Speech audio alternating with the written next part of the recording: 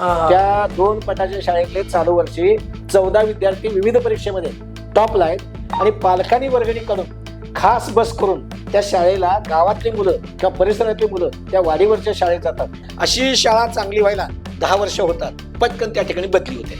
शिक्षकांना शिक्षण सोडून जे काही निवडणुकीच्या वगैरे काळातही त्यांना काम करावं लागतं. माझं कर्तव्य मी मुलांना शाळेत घातलं, घडवणं शिक्षकाचं काम आहे. पण त्या शिक्षकाचं काम शिक्षण सोडून त्याच्या डोक्यावरती व्याप किती सरकारनं लादलेलं आहे हे अजूनपर्यंत पालकांनाही माहित नाही किंवा जनतेलाही माहिती नाही. 58 कामाची यादी पाहिजे तर मी माझ्याकडे आहे. 158 काम आहेत. आतापर्यंत एकमेव हक्काची सून कुठली असेल तर ते प्राथमिक शिक्षण चांगलं आहे. डॉक्टर बाबासाहेब आंबेडकरांनी सांगितल्यासारखं की शिक्षण हे वाघिणीचं दूध आहे आणि पिल्यानंतर गुळगुळल्याशिवाय राहणार नाही.